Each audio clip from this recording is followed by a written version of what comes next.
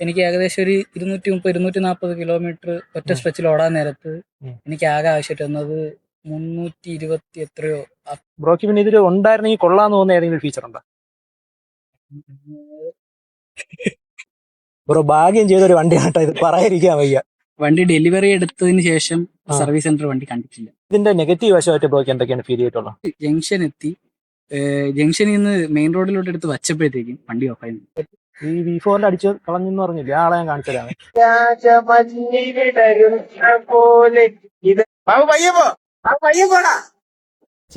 അടിച്ച് കളഞ്ഞ കഥ പറ.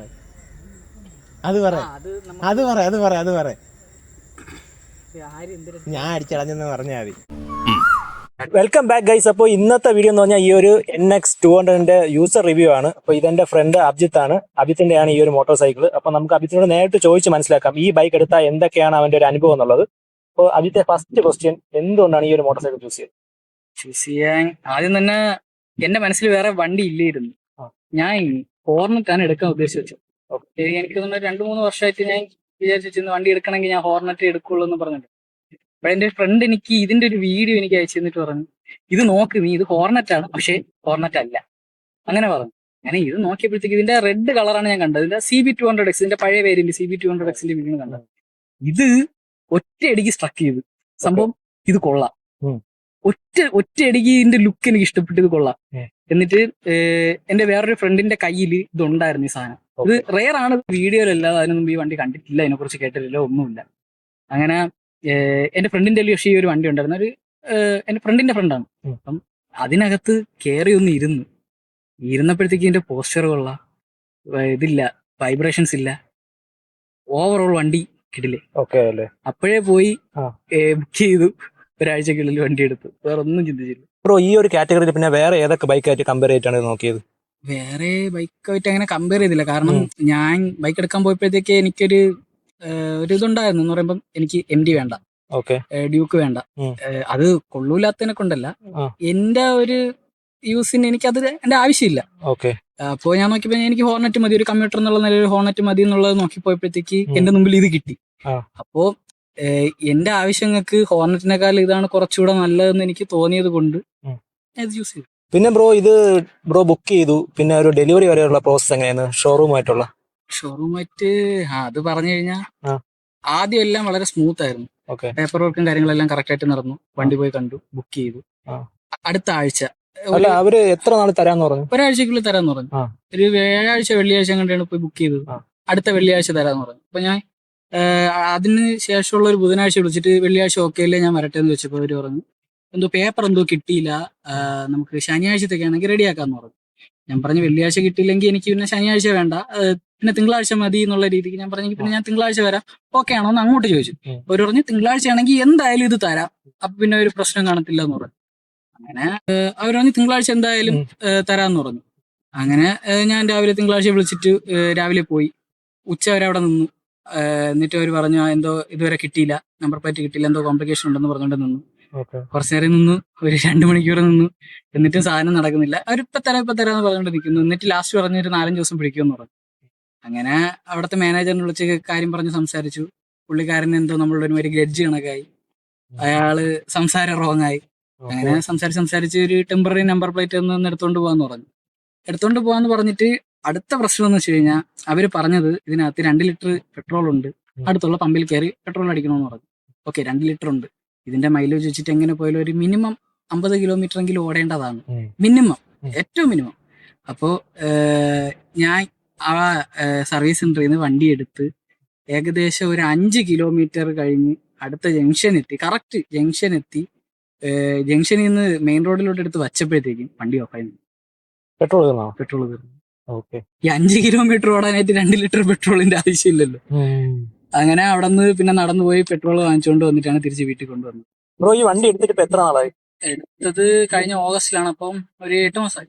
എത്ര കിലോമീറ്റർ ആയി? 14 സംതിങ്. അപ്പൊ ഇത്രയും ഓടിച്ചത് ബ്രോ എന്തൊക്കെയാണ് ഇതിന്റെ ഒരു പോസിറ്റീവ് വശം, അതുപോലെ തന്നെ ഒരു നെഗറ്റീവ് വശം എന്തൊക്കെയാണ്? പോസിറ്റീവ് എന്ന് പറയാനായിട്ട് ആദ്യം തന്നെ ഇത് ഇരിക്കുന്നതിന്റെ പോസ്റ്റർ തന്നെ അപ്രൈറ്റ് ആയിട്ടാണ് ഇരിക്കുന്നത്. ഒരു ബാക്ക് പെയിന് കാര്യങ്ങൾ അങ്ങനത്തെ സാധനങ്ങളൊന്നുമില്ല. അതേപോലെ ഈ വൈസർ കാര്യങ്ങളൊക്കെ പറഞ്ഞതിനെ കൊണ്ട് തന്നെ ഒട്ടും വിൻ ബ്ലാസ്റ്റ് അടിക്കത്തില്ല, നമ്മളെ നെഞ്ച് കുറവാണ്, ആ ഒരു ക്ഷീണം നമുക്കില്ലാതെ. പിന്നെ എന്റെ ഹാൻഡിലിംഗ് എന്ന് പറയുമ്പോഴത്തേക്കും കൂടുതൽ സ്ട്രെയിൻ കൊടുക്കണ്ട, വണ്ടിക്ക് വെയിറ്റ് കുറവാണ്, നല്ല സ്റ്റെബിലിറ്റി ഉണ്ട്, അതുകൊണ്ട് കൂടുതൽ എഫർട്ട്ലെസ് ആയിട്ട് നമുക്കിത് കൊണ്ടുപോകാം. ട്രാഫിക്കിന്റെ ഇടയിലും നമുക്ക് ഇങ്ങനെ ഇരിക്കുമ്പോഴത്തേക്ക് അത്യാവശ്യം വലുതായിട്ട് തോന്നുമെങ്കിലും സത്യം പറഞ്ഞു കഴിഞ്ഞാൽ ട്രാഫിക്കിൽ ഓട്ടിക്കാൻ ബെസ്റ്റാണ്. പക്കയാണ്, ഫ്ലിക്കബിൾ ആണല്ലേ, ഭയങ്കരമായിട്ട് പക്കയാണ്. ഓക്കെ. പിന്നെ ബ്രോ ഈ ഒരു സീറ്റിനെ കുറിച്ച് എന്താണ് പറയാനുള്ളത്? സീറ്റ് കുറച്ച് കട്ടിയാണ്, അത് ഒന്ന് മാറ്റിയെടുത്തു കഴിഞ്ഞാൽ നന്നായിട്ട്. ഓക്കെ. പക്ഷെ ഒറ്റ സ്ട്രെച്ചിൽ ഞാൻ ഒരു 200 കിലോമീറ്റർ ഒറ്റ സ്ട്രെച്ചിൽ ഓട്ടിച്ചിട്ടുണ്ട്. എനിക്ക് ഒരു ക്ഷീണോ കാര്യങ്ങളോ ഒന്നും ഉണ്ടായിട്ടില്ല. ഓക്കെ. ഈ ഒരു പില്ലിയൻ സീറ്റ് ആണെങ്കിലോ? പില്ലിയൻ സീറ്റും അത്യാവശ്യം കുഴപ്പമില്ല, അതും മാറ്റണം. കാര്യം എന്ന് വെച്ച് കഴിഞ്ഞാൽ നല്ല ഹാർഡാണ് സീറ്റ്, ഹാർഡ് മെറ്റീരിയൽ ആണല്ലേ ബ്രോ. പിന്നെ ഇതിന്റെ നെഗറ്റീവ് വശമായിട്ട് ബ്രോക്ക് എന്തൊക്കെയാണ് ഫീൽ ചെയ്തിട്ടുള്ളത്? നെഗറ്റീവായിട്ട് എന്ന് പറയുമ്പോഴത്തേക്ക് ഇത് എടുത്തപ്പോ തൊട്ട് ഇതിന്റെ ഹെഡിൽ നിന്ന് ചെറിയൊരു കിലുക്കം കണക്കത്തെ ശബ്ദം ഉണ്ടായിരുന്നു. അവിടെ ചോദിച്ചപ്പോഴത്തേക്ക് പുള്ളി പറഞ്ഞെന്ന് വെച്ച് കഴിഞ്ഞാൽ ഇത് ഈ വണ്ടിക്ക് ജന്മനാ ഉള്ള ശബ്ദമാണെന്നാണ് പറഞ്ഞിരുന്നത്. പക്ഷേ ഒരു ദിവസം ഫുള്ള് ഇത് ഓട്ടിച്ചിട്ട് വൈകിട്ട് കൊണ്ടുവയ്ക്കാൻ നല്ല ഹീറ്റ് ആയിരിക്കുന്ന സമയത്ത് ഇത് ഭയങ്കരമായിട്ട് നല്ല കിലിങ്ങുന്നുണ്ട്. എഞ്ചിന്റെ ശബ്ദത്തിനേക്കാളും നല്ല ശബ്ദം ഉണ്ടായിരുന്നു. അങ്ങനെ അത് എന്തോ വാൽവ് അഡ്ജസ്റ്റ് ചെയ്ത് അങ്ങോട്ട് മാറ്റി. ഇപ്പോഴത് മാറി, എന്നാലും പൂർണ്ണമായിട്ട് മാറ്റിയിട്ടില്ല, ഉണ്ട്, ചെറുതായിട്ടേ ഉള്ളൂ, കമ്പാരിറ്റീവ്ലി കുറവാണ്. പക്ഷെ പിന്നെ ഉള്ള നെഗറ്റീവ് എന്ന് പറഞ്ഞു കഴിഞ്ഞാൽ അത് നെഗറ്റീവായിട്ട് പറയാൻ പറ്റുമെന്ന് അറിയത്തില്ല. എടുത്ത സമയത്തിന്റെ 2 സസ്പെൻഷൻ നല്ല സ്ലിപ്പായിരുന്നു. പക്ഷെ അതുകൊണ്ടുള്ള ഉപയോഗം എന്ന് വെച്ച് കഴിഞ്ഞാൽ കോർണർ ചെയ്യാൻ വണ്ടി തന്നെ പറയും, എന്നെ അങ്ങ് കിടത്തിക്കോ എന്ന് പറയുന്ന രീതിക്കുള്ള കോർണർ ചെയ്യാൻ പറ്റുമോ. പക്ഷെ ചെറിയൊരു കട്ടറിൽ ഇറങ്ങുമ്പോഴത്തേക്ക് തന്നെ നല്ല കുലുക്കം നമുക്ക് ബോഡിയിൽ കിട്ടും. അതുകൊണ്ട് ഇതിന്റെ ബാക്കിലെ സസ്പെൻഷൻ ഏറ്റവും മാക്സിമം സോഫ്റ്റ് ആക്കാൻ പറ്റുന്ന അഡ്ജസ്റ്റ് ചെയ്ത് സോഫ്റ്റ് ആക്കിയിട്ടുണ്ട്. ഫ്രണ്ടിലും ചെറിയൊരു പണി ചെയ്ത് അത്യാവശ്യം സോഫ്റ്റ് ആക്കി വെച്ചിട്ടുണ്ട്. ഇപ്പം കുഴപ്പമില്ല, അത്യാവശ്യം കട്ടറിലോട്ടിക്കാം. എന്നാൽ കോർണർ ചെയ്യാനടുത്ത് ഭയങ്കരമായിട്ട് ശരീരത്തില്ലെങ്കിൽ നമുക്ക് ആവശ്യത്തിന് കോർണർ ചെയ്യാൻ കോർണർ ചെയ്ത് പോവാം, ക്ലിക്ക് ചെയ്ത് പോവാൻ ചെയ്യാം. പിന്നെ സർവീസ് എക്സ്പീരിയൻസ് എന്താണ് പറയാനുള്ളത്? സർവീസ് എക്സ്പീരിയൻസ് ഒന്നും ഇല്ല സത്യം പറഞ്ഞു കഴിഞ്ഞാൽ. കാരണം വണ്ടി ഡെലിവറി എടുത്തതിന് ശേഷം സർവീസ് സെന്റർ വണ്ടി കണ്ടിട്ടില്ല, കൊണ്ടുപോയിട്ടില്ല. ബ്രോ ഭാഗ്യം ചെയ്തൊരു വണ്ടിയാട്ടോ ഇത്, പറയാതിരിക്കാൻ വയ്യ. അതെന്ത് പറ്റി ബ്രോ? സർവീസ് സെന്ററിൽ കൊണ്ടുപോയിട്ടില്ല എന്നൊരു തീരുമാനം എടുക്കുക ആദ്യം തന്നെ? സർവീസ് സെന്ററിൽ കൊണ്ടുപോകാത്തതെന്ന് വെച്ച് കഴിഞ്ഞാൽ 2 കാരണമുണ്ട്. ഒന്ന്, എനിക്ക് ആൾട്ടർനേറ്റീവ് ആയിട്ടുള്ള ഒരു ഓപ്ഷൻ ഉണ്ടായിരുന്നു. രണ്ടാമത്തെ കാര്യം പ്രീവിയസ് ഓണർ എക്സ്പീരിയൻസ് എന്ന് വേണമെങ്കിൽ പറയാം. പിന്നെ ബ്രോ ഇതിന്റെ സർവീസ് ബ്രോ ഇപ്പൊ എങ്ങനെയാണ് ചെയ്യുന്നത്? ഇപ്പൊ എത്ര സർവീസ് കഴിഞ്ഞു? എങ്ങനെയാണ് ഇന്റർവെല്? ഇതില് ആദ്യം ഒരു 500 കിലോമീറ്റർ മാത്രമേ ഇതില് കമ്പനി ഓയിൽ ഒഴിച്ച് ഞാൻ ഓടിച്ചുള്ളൂ.